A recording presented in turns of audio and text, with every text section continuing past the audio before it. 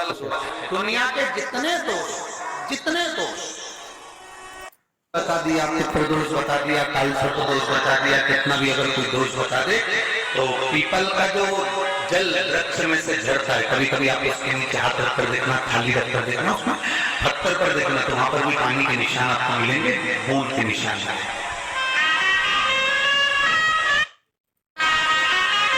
मात्र उस पीपल के वृक्ष के जल की एक बिंदी, एकमात्र बिंदी, पीपल के वृक्ष के झड़ता हुआ जल की एक बूंद का स्पर्श, भले वो सूख गई हो, उसका एक स्पर्श मात्र जहां पानी नीचे की ओर गिर रहा है, उतनी परिधि, उतनी जगह के बीच में जहां से पानी गिरता है, बस उस स्थान पर अगर वो उंगली अपना नाम और गोत्र का स्मरण कर भी लगा दी जाए और एक लोटा जल चढ़ा दिया जाए, तो ये जितने दुनिया के दोष वो अपने आप समाप्त हो ही जाते हैं। शंकर तो कहते हैं शनि चढ़ गया, 7.5 लग गई, ढैया लग गई, राहु लग गया, केतु लग गया, बृहस्पति लग गया, मंगल लग गया। शिव महापुराण की कथा कहती है कोई विग्रह लग जाए, घर में से एक लोटा जल भरो, शिव जी पर जल चढ़ाना प्रारंभ करो, सारे ग्रह अनुकूल हो जाएंगे, तुम्हारा कोई भी ग्रह प्रतिकूल नहीं हो सकता, कोई ग्रह तुम्हें तकलीफ नहीं दे सकता, सब तुम्हारे अनुकूल हो।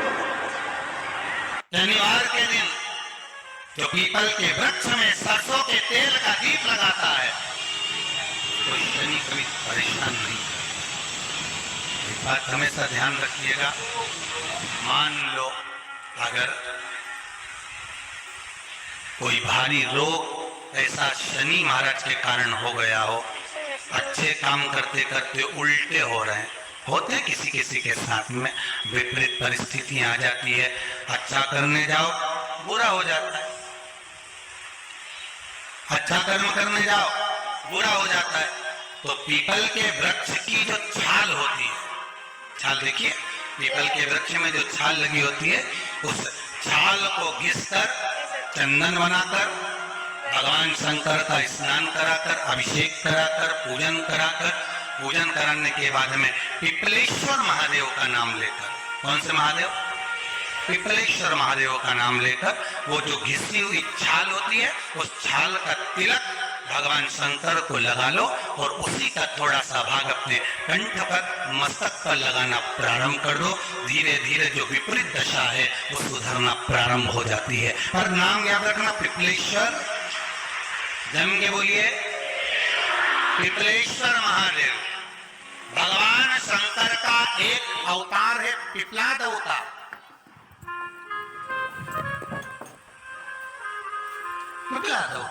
में जब दिया लगाओ और मंदिर में जब दीप प्रज्वलित करो,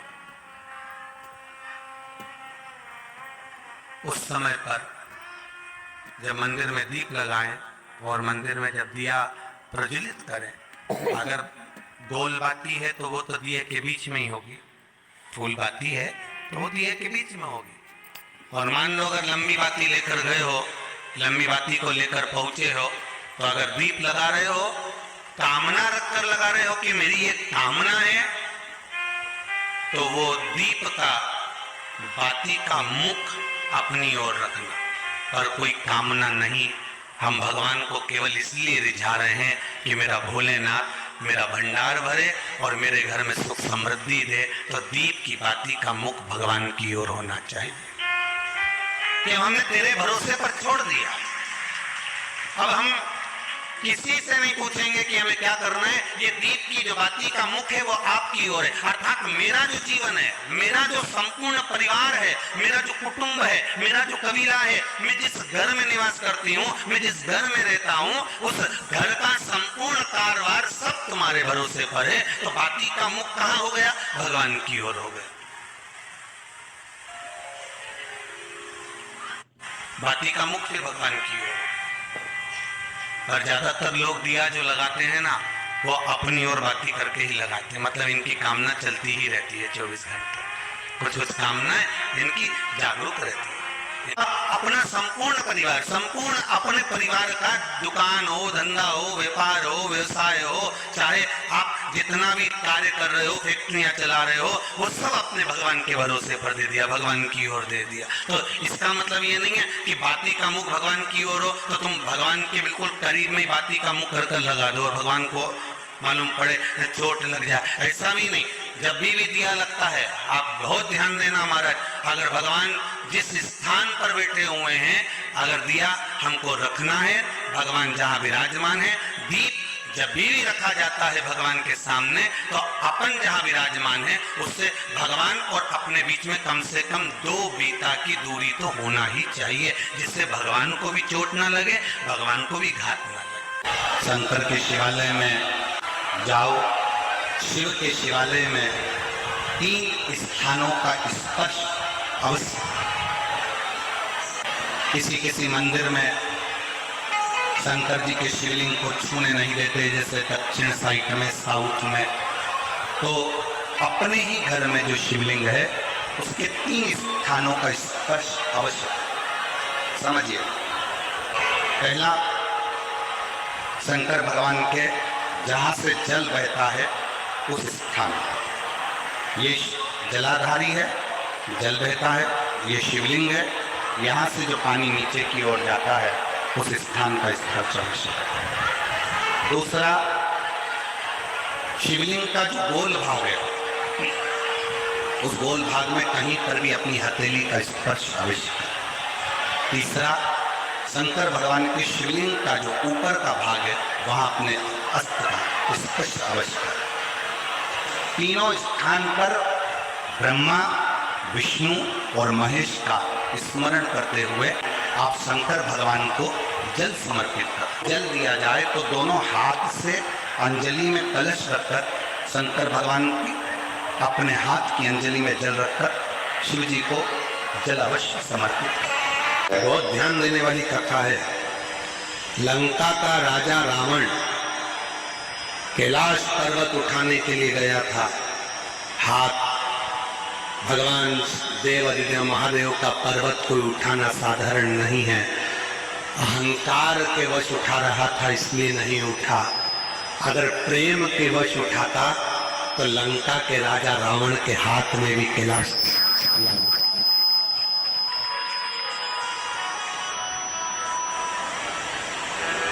यदि प्रेम वश उठाता तो,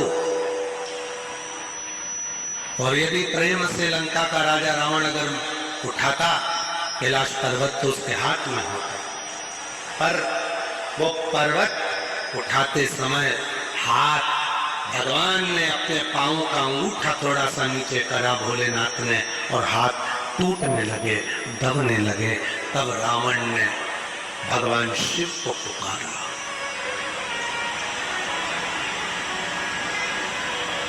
शिव को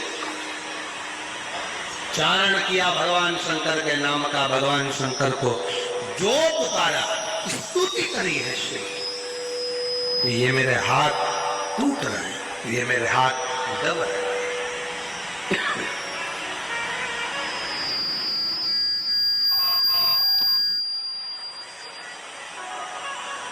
भगवान से प्रार्थना कर रहे हैं, निवेदन कर रहे हैं कि गलती हो गई जो मैंने अहंकार के वश आपको उठाया। अहंकार ध्यान देना थोड़ा सा, एक बहुत सुंदर प्रसंग यहाँ वर्णित होता है। मेरी जीजियों, मेरे जीजाओं, मेरी बेटियों, बेटाओं, मेरी माताओं, मेरे बुजुर्ग माँ बाप, जितने भी यहाँ कथा में बैठे हैं उनको मैं नमन कर कर कहूँगा। और जितने आस्था चैनल के माध्यम से पूरे विश्व में, पूरे देशों में, विदेशों में बैठकर इस पवित्र कथा का जो लाभ ले रहे हैं उनसे भी निवेदन करूंगा कि मेरे शिव को पाने के लिए दिखावे की जरूरत नहीं पड़ती है। मेरे शिव को पाने के लिए बहुत आडंबर की जरूरत नहीं पड़ती है। मेरे शिव को पाने के लिए बहुत अहंकार की जरूरत नहीं पड़ती है। शिव पुराण कहती है मेरे शिव को पाने के लिए केवल प्रेम का एक लोटा जल चढ़ जाए तो मेरे शंकर प्रसन्न हो जाए। केवल प्रेम का एक लोटा जल सारी समस्या का हल। एक लोटा जल प्रेम का वात्सल्यता का, स्नेह का, करुणा का, शक्ति भक्ति के साथ आप शिव जी को चढ़ाइए। शिव को तुम्हारे शक्ति से भी मतलब है, शिव जी को भक्ति से मतलब, भक्ति से।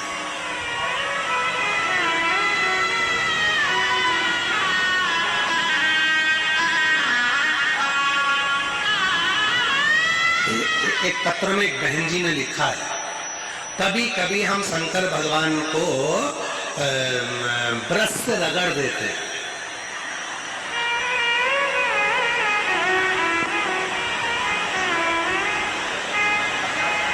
भगवान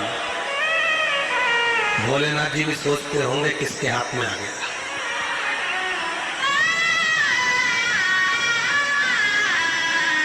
महाराज, शिव जी को ब्रश से रगड़ने की जरूरत नहीं है। फिर किसी ने कहा कि हम भोलेनाथ जी को जब काले पड़ जाते हैं तो हम उनपे नींबू लगा के रगड़ देते हैं। ना ना नहीं, ना नींबू का रस, ना नींबू, और ना ही ब्रश, ना साबुन, ना तुम्हारा सर्फ, कुछ भी नहीं, कुछ भी नहीं। बाबा को अगर रगड़ना ही है तो हल्दी डालो, जल डालो और बाबा को अच्छे से हल्दी और चंदन से लेपन कर कर खूब रगड़ो। कौन मना कर रहा है? जरूरी नहीं कि सर्फ, साबुन या ब्रश लगाओगे या बहुत नींबू का रस लगा के उनको रगड़ोगे तो ही साफ होंगे। ना ना, प्रेम, प्रेम। लंका के राजा रावण ने अहंकार रखकर कैलाश पर्वत को उठाना चाहा, हाथ दब गए। 20 भुजा का बल, हजारों हाथों का बल लंका के राजा रावण ने लगा दिया तो भी उठा नहीं पाए। अगर उठा नहीं था, प्रेम के बल पर उठा लेते, उठ जाते। प्रेम के बल। महादेव के पास में जाकर सभी देवताओं ने प्रार्थना, विनय करा, निवेदन करा। इस क्रोध को, नरसिंह भगवान का जो क्रोध है, नरसिंह भगवान का जो गुस्सा है, क्रोध है, भगवान नरसिंह का जो क्रोध है उसको शांत किया। शंकर भगवान कहते हैं कि यदि क्रोध नरसिंह भगवान को आ रहा है तो उसकी शांति मैं अकेला नहीं करूंगा, तुम सब मेरे साथ में मिलो और क्रोध शांत।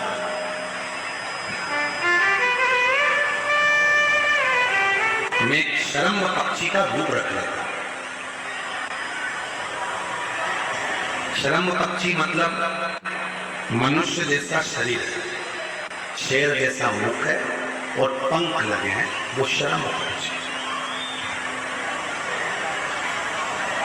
और शरम्भ पक्षी का रूप रखकर मैं नरसिंह भगवान को क्रोध को शांत करूंगा, उनको पंजे में उठाकर अलकनंदा नदी में ले जाकर डालूंगा, जिससे उनका क्रोध शांत हो।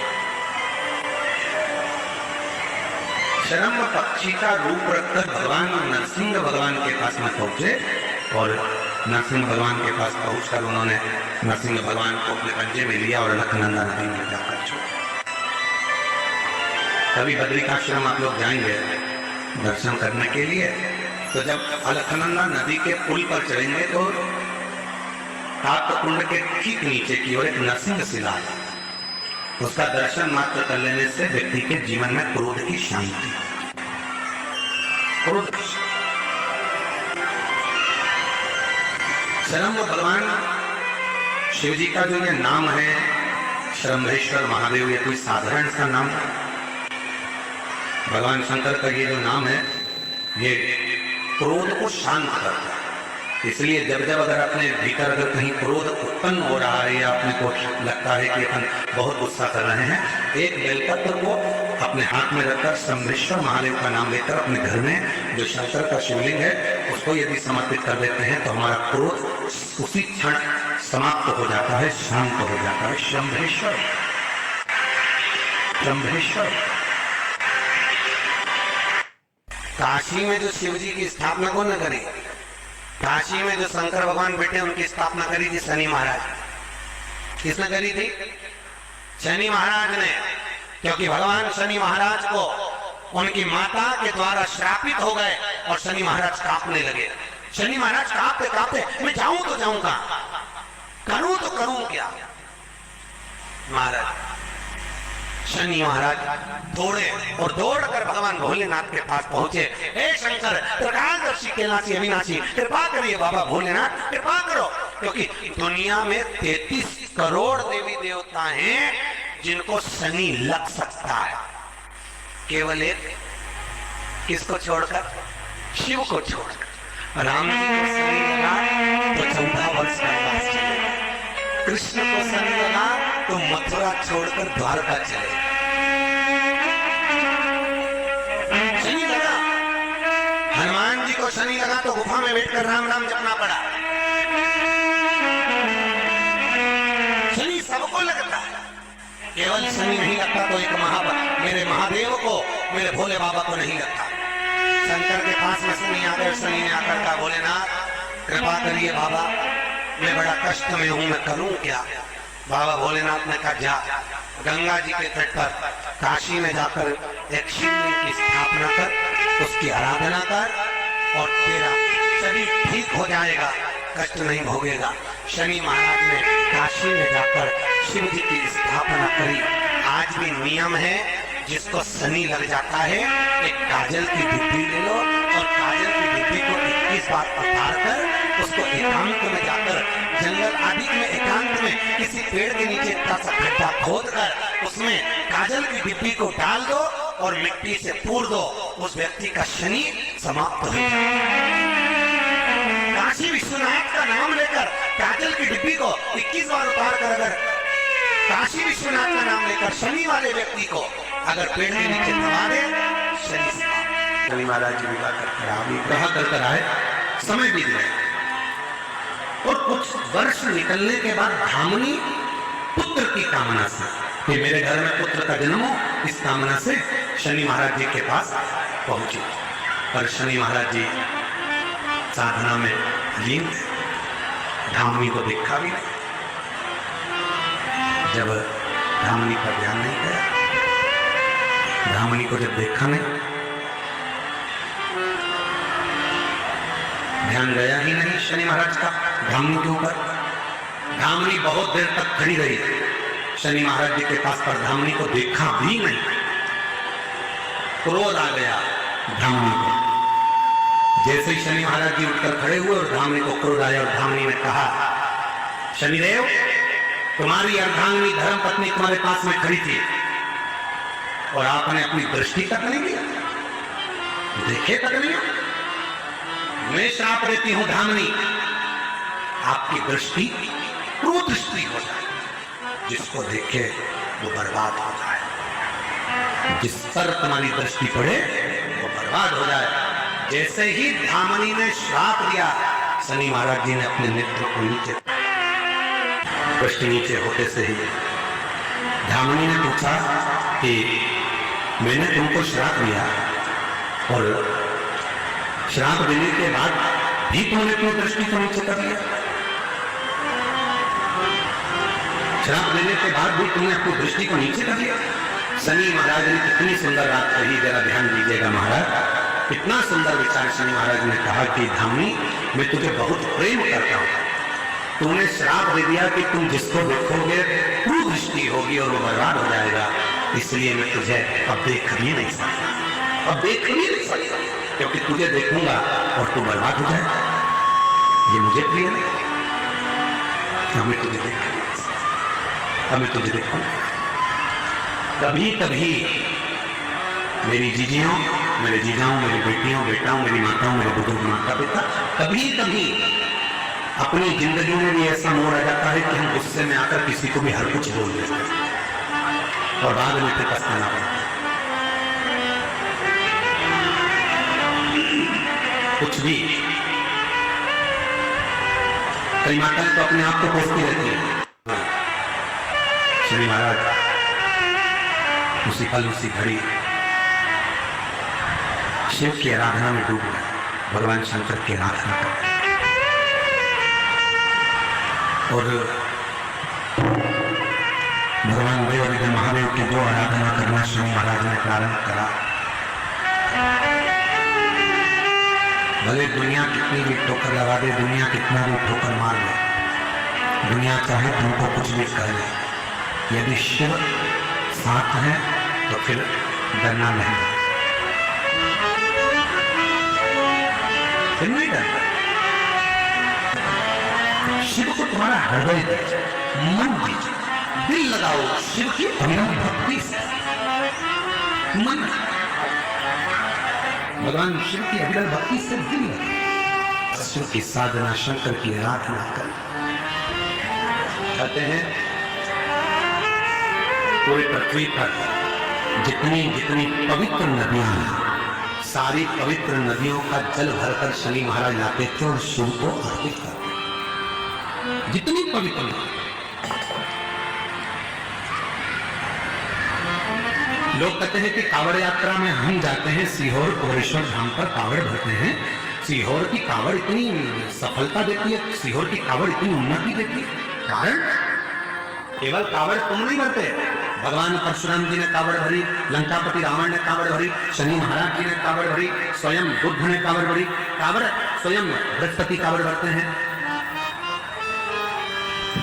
ऐसा कोई ग्रह नहीं जिसने कांवड़ न भरी, चाहे मंगल देव हो, बुद्ध देव हो, चाहे जो बृहस्पति देव, सभी केवल तुम नहीं। शनि महाराज पवित्र पवित्र नदियों के तट पर जाते हैं, जल लाते हैं, चढ़ाते हैं,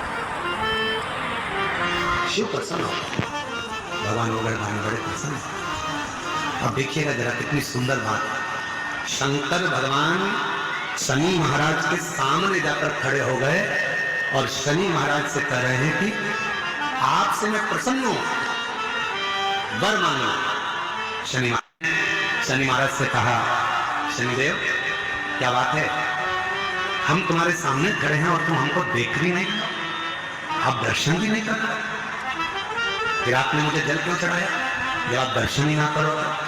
शनि महाराज नीचे दृष्टि कर कर शंकर भगवान को हाथ जोड़कर कहते हैं, भोले बाबा मैं आपको नहीं देख सकता क्योंकि मेरी धर्म पत्नी ने मुझे श्राप दिया है कि तुम जिसको देखोगे वो बर्बाद हो जाएगा, उस पर कुदृष्टि का असर हो जाएगा, इसलिए मैं आपको देख नहीं सकता। शंकर भगवान कहने लगे, शनि महाराज चिंता मत करो, आप मुझे देखो, केवल आपने मुझे देख ही लिया तो तुम्हारी कुदृष्टि भी सुदृष्टि हो जाएगी, क्यों चिंता, आप मुझे देखो। शनि महाराज ने कहा आप पर कुदृष्टि का असर नहीं होगा। शंकर भगवान कहने लगे, आप केवल दर्शन करो, और जो शनि महाराज ने भगवान देवादिदेव महादेव पर पूर्ण दृष्टि से जो दर्शन किया, शिव जी ने वर दे दिया, शनिदेव मैं तुम्हें वर प्रदान करता हूं। अभी तक लोग तुमको गिनते नहीं, बुलाते नहीं, जानते नहीं, अपशब्द करते थे, तुम्हारा जगह जगह लोगों ने भले अपमान किया हो, धर्म पत्नी ने भी अपमान किया हो, पर मैं वर देता हूं, सारे देवताओं में ग्रहों के न्याय देवता बनकर तुम स्थापित हो गए और न्याय देव के रूप में पूजेगा, ग्रहों का न्याय तुम करोगे, तुम। शनिदेव मैं तुम्हें वर देता हूं, तुम्हारी पत्नी ने श्राप दिया कि तुम कुदृष्टि दोगे उन पर जो गलत करेंगे, पर सुनो शनिदेव, अगर कोई भूल से भी मेरे शिवालय में आकर, शंकर के मंदिर में आकर, शिवलिंग पर अगर कोई जल चढ़ाएगा, उस पर तुम्हारी कितनी भी कुदृष्टि हो वो सुदृष्टि हो जाएगी, अच्छी दृष्टि हो जाएगी, उस पर दोष नहीं लगेगा। शिव की पूजन करने वाले पर शनि का ना तो भैया लगता है, ना साढ़े सती लगता है, ना शनि को प्रिय होगा। तुमने मेरी आराधना और मेरी साधना करी, साथ है, क्यों भटकते हो? शनि महाराज ने भगवान देवादिदेव महादेव के चरण पकड़ लिए, कहा लोग मुझे तो गिनते नहीं थे, लोग मेरा अपमान करते थे। अभी कथा के प्रारंभ में कहा, किसी बच्चे को कोई गलत वक्त और व्यक्ति कब बदलेगा समझ नहीं पाओगे, इसलिए किसी को हल्के में मत लेना। आज वही शनि महाराज जिनको लोग कहते थे उद्दंड है, क्रोधी है, ये है, वो है, आज भी शनि महाराज के लोग हाथ जोड़ते हैं। पूरे नवग्रह देवता के भले कोई हाथ नहीं जोड़े और शनि महाराज के तो हाथ जोड़ ही लेते हैं। बाबा ध्यान रखना, बाबा ध्यान रखना। जैसे कोई बाल्टी लेके आया शनि महाराज की, भले कुछ नहीं हो तो 1 रुपया चढ़ा देते हैं, भैया ध्यान रखना शनि महाराज। कितनी कृपा, और किसने कृपा करी शनि महाराज? शनि देव पर अगर किसी ने कृपा करी है तो देव अधिदेव